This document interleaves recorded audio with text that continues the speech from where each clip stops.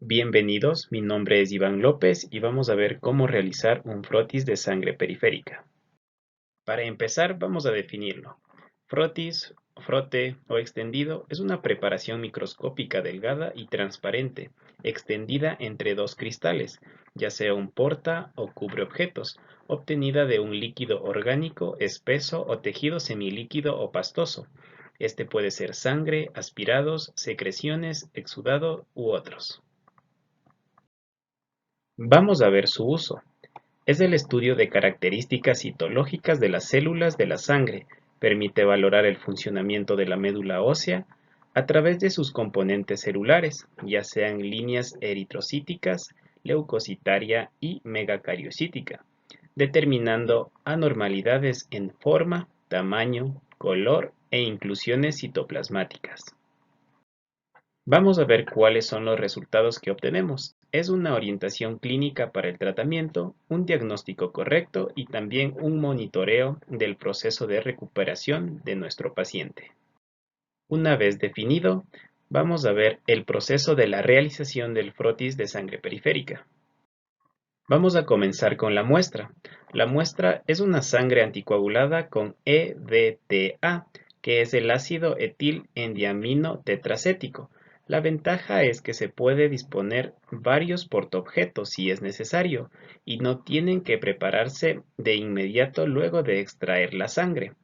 Aquí vamos a ver que el 95% de los casos con el EDTA además impide la aglutinación de las plaquetas en el portaobjetos y el 5% sufre un fenómeno denominado satelitosis plaquetaria, que no es más que la adherencia de las mismas a los neutrófilos y puede generar una pseudoplaquetopenia. También se puede hacer uso de punciones digitales. Estas pueden ser también de talón o en un tubo de microhematocrito. En general, los extendidos se hacen de inmediato. Sus limitaciones es que presente cierta aglutinación plaquetaria. No obstante, esto no interfiere con el recuento absoluto de plaquetas y solo se pueden hacer un número limitado de extendidos directamente a partir de una punción. ¿Cuáles son los materiales a utilizar? Pues tenemos el aceite de inmersión, un microscopio óptico, láminas de portaobjetos limpias, portaobjetos de bordes biselados y esquinas romas, es decir, en este caso la frotadora, el capilar o pipeta de Pasteur, una sangre con EDTA y colorante de Wright y amortiguador. Continuamos con la preparación del frote periférico. Aunque algunos analizadores automatizados preparan y tiñen el frotis de sangre periférica de acuerdo con criterios establecidos, en muchos lugares se siguen utilizando las preparaciones de manual del frotis periférico. La preparación en cuña es una técnica conveniente y de uso común para la realización del frotis de sangre periférico. Esta técnica consiste en utilizar dos portaobjetos con ángulo y actualmente es muy usada. En el siguiente gráfico podemos ver cómo se realiza este proceso en cuña. En primer lugar, se coloca una gota de sangre de 2 a 3 milímetros de diámetro con un extremo del portaobjetos. Hay que sostener en la siguiente imagen el portaobjetos extensor o frotadora con firmeza con la mano dominante en un ángulo de 30 a 45 grados y llevar hacia atrás hasta tocar la gota de sangre, dejando que ésta se esparza en todo el ancho del portaobjetos. Y en la última imagen podemos ver que debemos empujar con rapidez y suavidad hacia adelante hasta el final del portaobjetos para crear el extendido. Es importante que toda la gota se incluya en el extendido. En esta imagen podemos ver otra técnica, que es la técnica con cubreobjetos. El método de preparación de extendidos con cubreobjetos es una técnica más antigua, que en la actualidad solo se usan raras veces para los extendidos de sangre periférica. La única ventaja de esta preparación es su distribución excelente de los leucocitos, lo que a su vez permite obtener fórmulas diferenciales más exactas. Se deben usar cubreobjetos de vidrio completamente limpios. No obstante, rotular, transportar, teñir y almacenar estos extendidos pequeños y frágiles plantean muchos problemas.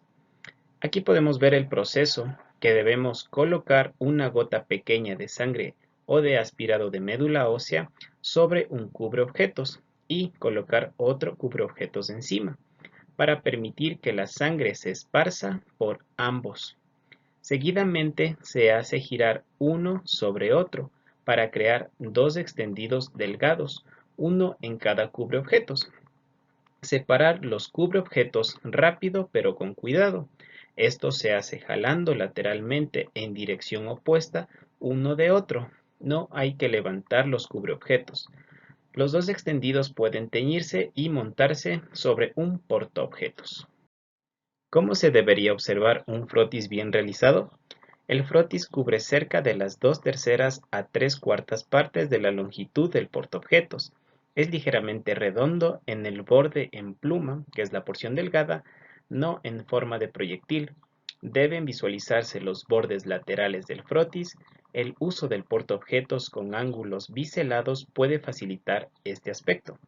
Es liso, sin irregularidades, zonas claras ni vetas.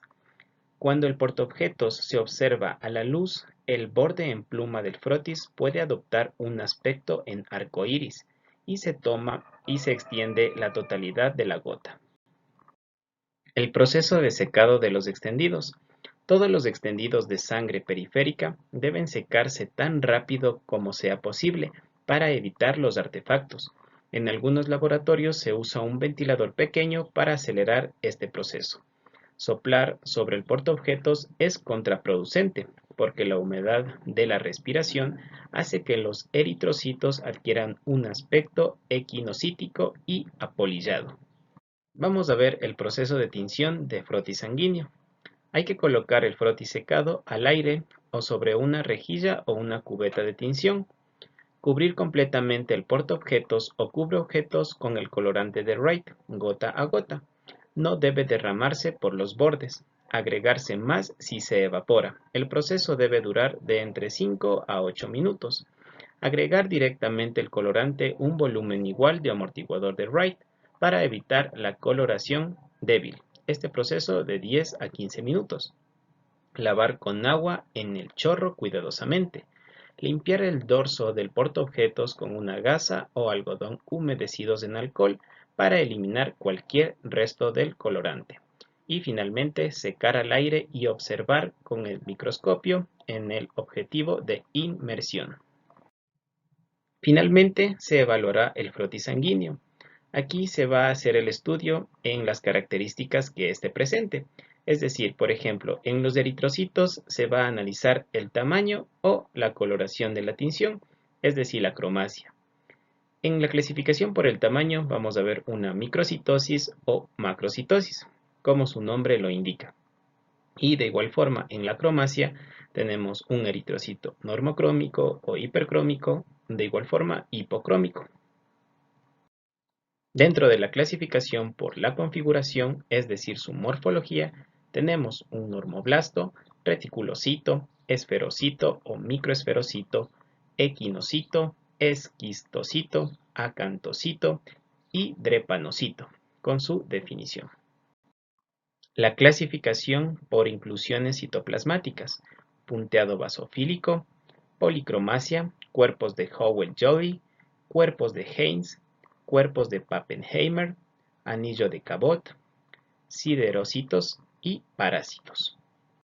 En el estudio de leucocitos, atípicos, formas inmaduras, desviaciones a la izquierda, granulación tóxica, cuerpos de Dole, hipersegmentación nuclear, bastones de Auer, anomalías de Pelger-Wett y células peludas.